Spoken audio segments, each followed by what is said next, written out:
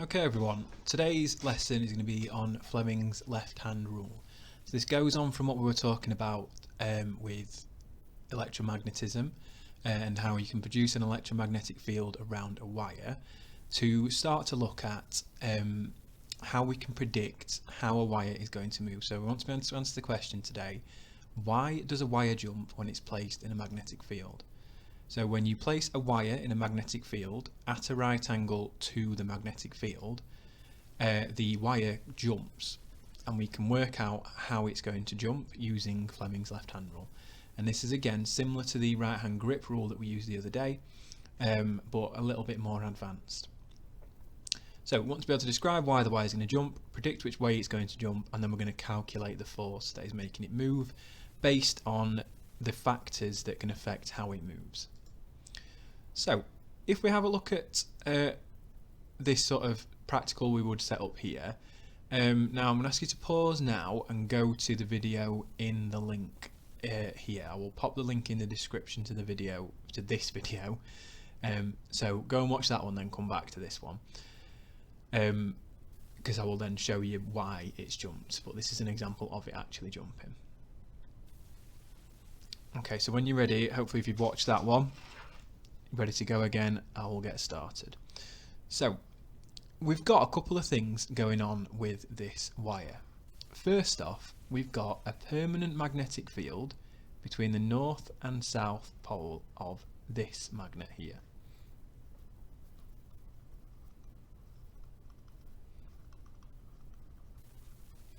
And we've also got current flowing through the wire, and now current always goes from positive to negative. So it will go around this way here, and it's going through this like pole this way. So it's going across like that. And now we can see that we've got a right angle between the wire and the current going through the wire and the magnetic field. And because of this, the wire is going to move. And the reason for that is that when you've got a wire with a current going through it, if you remember from last lesson, this wire is going to have a magnetic field around it. So it's going to have a magnetic field circling around it, okay, as it goes. Okay, so as you've put a current through it. And this electromagnetic field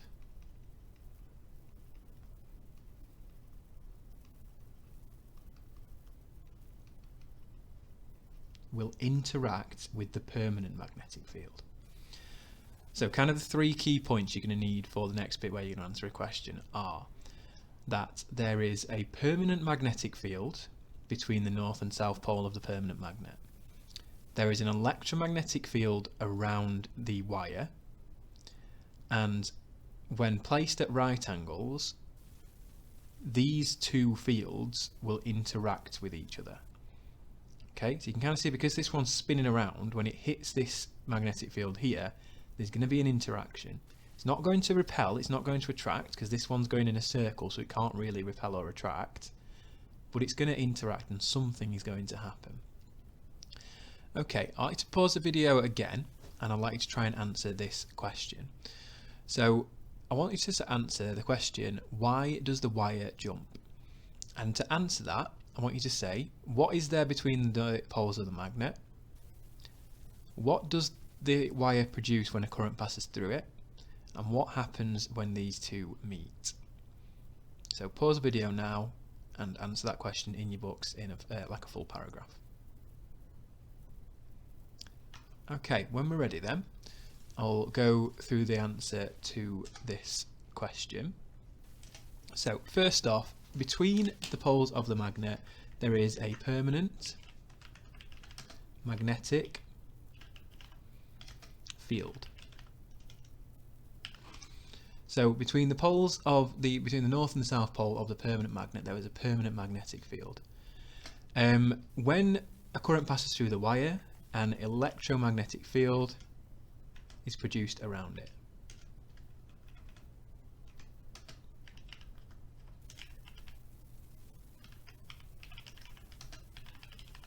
So that electromagnetic field around the wire. and we could use the right hand grip rule that we looked at last week to work out which direction that field would be spinning around in. And when these two meet, they interact. Okay, and that creates a force. So it creates a force which is going to make the wire move. So just check what you've got for that, mark that yourself please, and then we shall move on to looking at how we can know which way the wire is going to jump. So these are the two things that we're going to need to know to be able to answer this question. And if you remember, when we've looked at magnets before, so if I've got a magnet and we've got our south pole and our north pole, if you remember, the magnetic field went out of the north pole and into the south pole, like this. So magnetic fields go from north to south. So that's the direction that the magnetic field is always going to go in.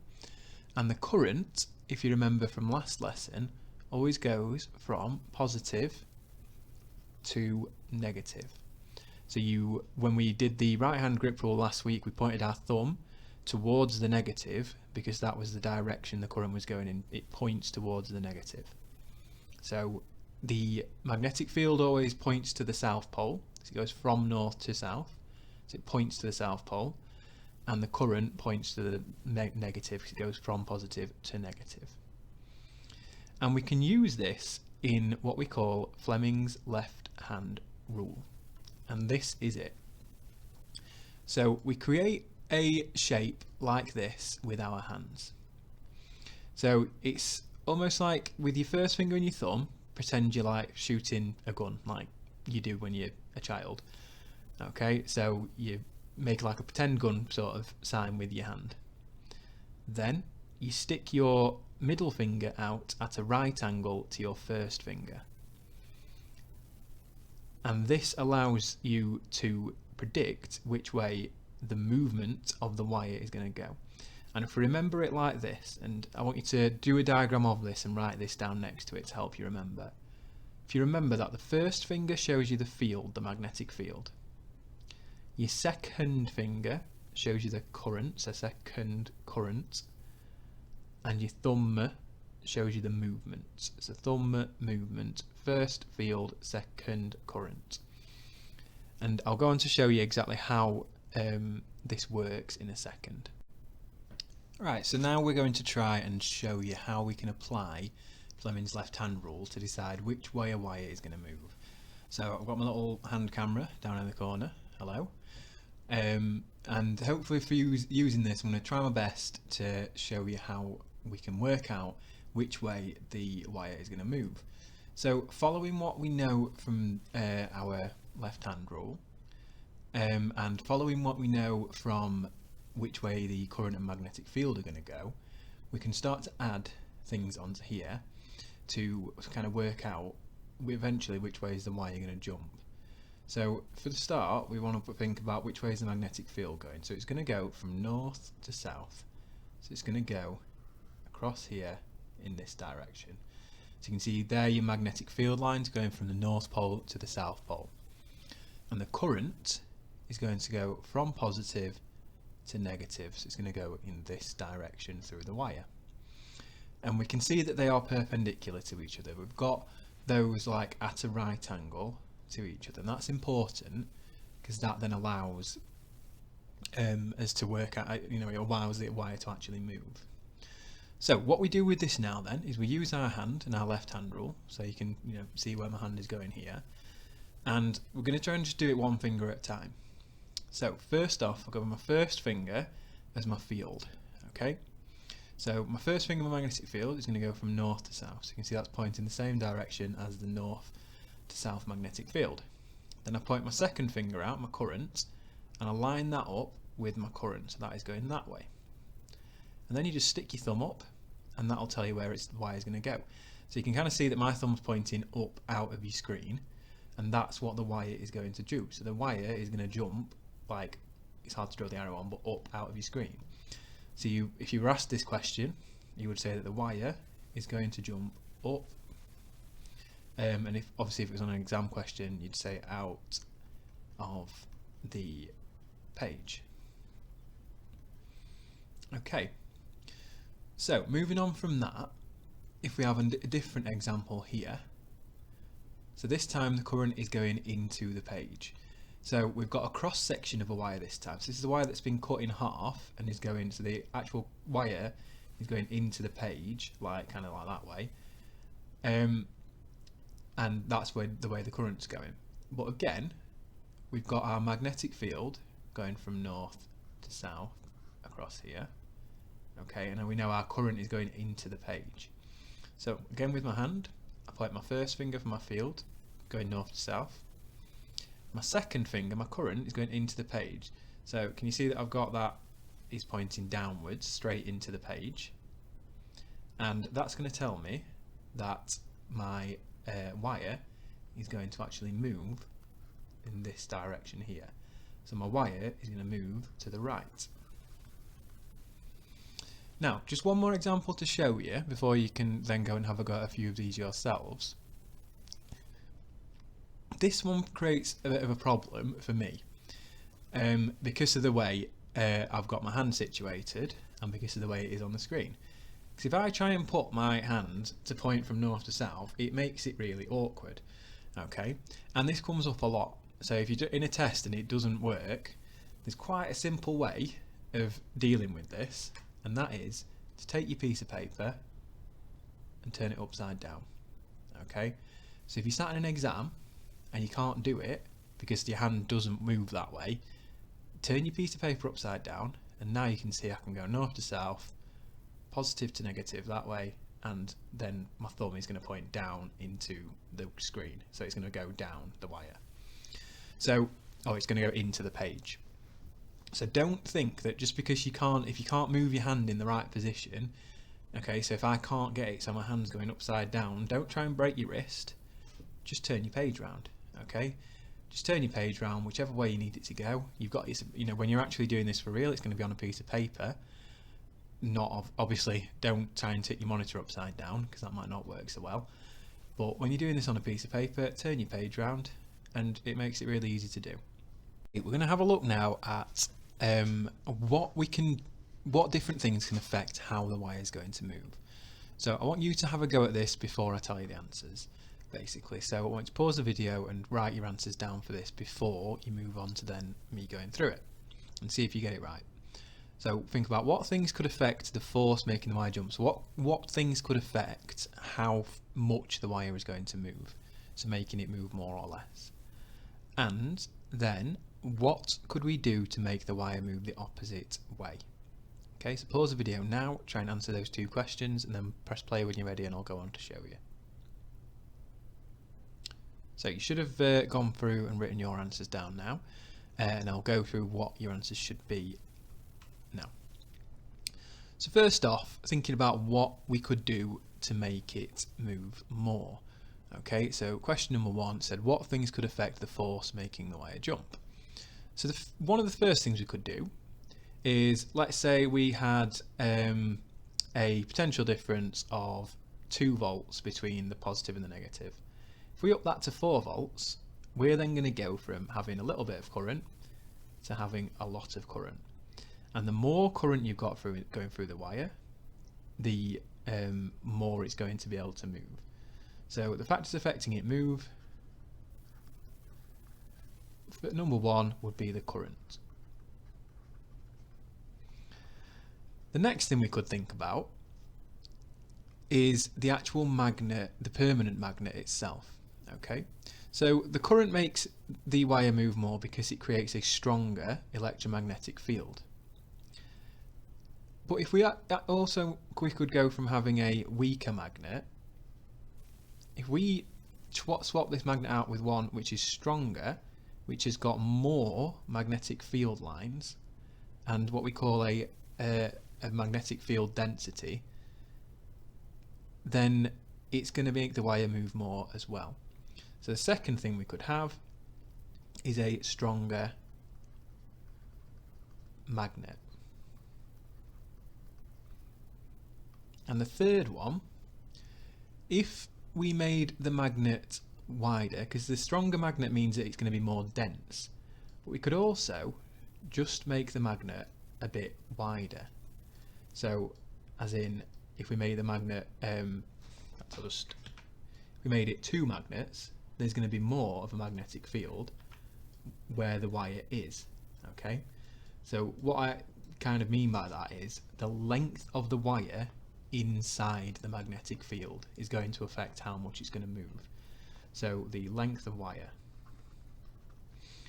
not the length of the wire altogether, because if I make the wire longer, like over this side here, that's irrelevant.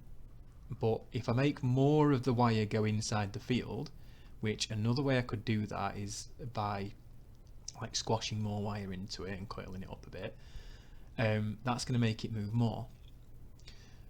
Now, thinking about how I could swap round my magnetic field, what could I do to change its direction? Okay, so if I get rid of all this, so first off, if I swap the poles of the permanent magnet, then that is going to change the direction it moves. And you can try this now. So try it with your hand. I've not got hand camera on anymore, so I can't show you, but try it with your hand. If we go from north to south this way, and if we swap that to this way, that's going to affect how it moves. Okay, so to swap the movement, to change the direction, one we can do is change the poles. Swap the poles of the magnets around. And the other thing we could do is to swap the current around. So instead of having the current going this way, I could swap those around and do negative on that side, positive on that side. So I could, like if you were doing it physically, you could pull the wires out of your power pack and swap them round, and we'd change the direction of the current. Okay, so the direction of the poles and the direction of the currents.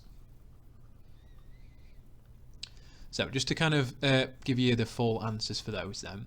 So the things that could affect the force making the wire jump are the strength of the magnetic field, the current flowing through the wire, and the length of the wire in the magnetic field. And the things we could do to make the wire move the opposite way would be the changing the direction of the magnetic field by swapping the poles around, and changing the direction of the current by swapping the positive and negative terminals of the power pack or power supply that you've got it in.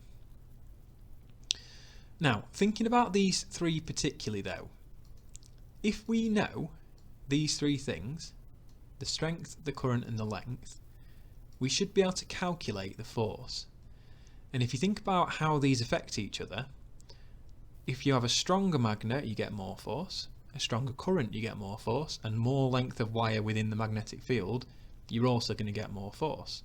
So it's more, and we should know that if we have things that are all increasing one of the factors, so in this case all of them are increasing our force, that's going to mean they're all going to be multiplying by each other, and you're going to end up with this equation: force equals magnetic flux density times current times length of wire.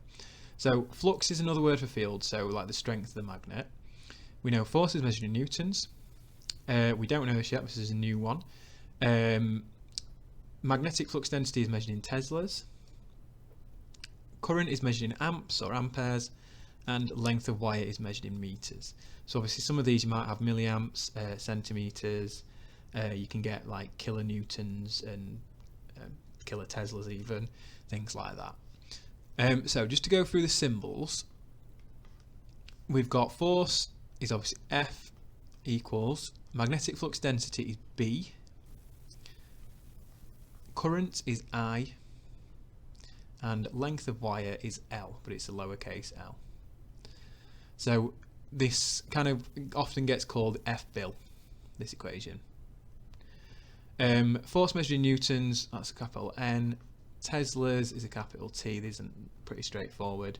Amps, capital A, and meters, lowercase m, because it's nobody's name. So obviously we're going to be able to use this equation, and I will go through a couple of examples of how we might use it, and then I'll give you some practice ones to go away and do. So first one, if we read through the question, we've got a straight wire 0.25 meters long carrying a current of 3 amps. So it's at right angles to the magnetic field with a flux density of 0.5 Teslas. So bringing up my formula, I've got force equals magnetic flux density times current times the length of wire within the magnetic field. So I don't know my force yet because that's what I'm wanting to find. I know my magnetic flux density is 0.5 Teslas. My current is 3 amps and the length of wire within the magnetic field is 0.25 meters. So using this now, I should be able to just times these three numbers together, and I should get should be able to get myself an answer.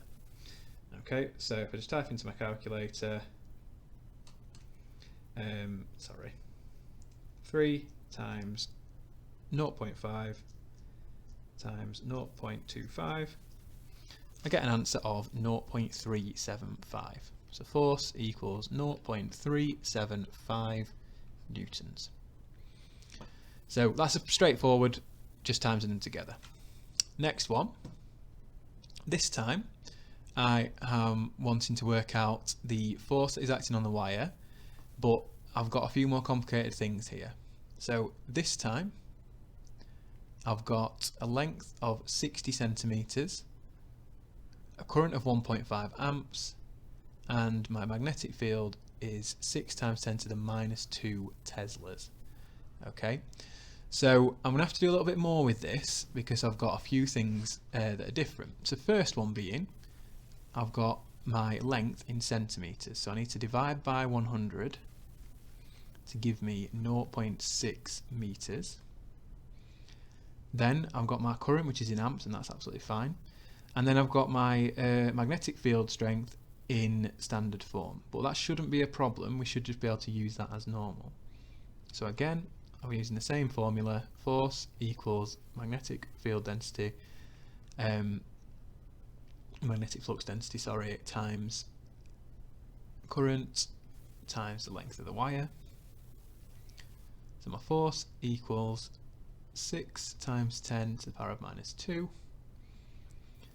times my current of 1.5 times 0.6 meters.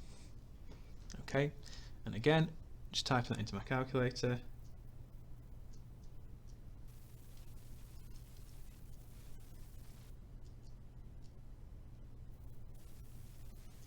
Okay, I end up with an answer of 0.054. Okay, so I'm going to give you some practice to have a go at now. So there are some easier ones, okay, and there are some harder ones. So I'm going to assume that we can do the easy ones though, and I am going to move this up so that we can see just the harder ones. So I know it starts at C, but because A and B are quite simple, I don't think we need to do them. So if you start at C and work your way down and do as many of these as you can. The colours are representing levels of difficulty though, so if you are running short of time this lesson, and you've, for example, you've done D and you found that easy, skip E and go on to F. If that's easy, skip G and go on to H and do H and I. So obviously use your common sense and do this as you feel like you should.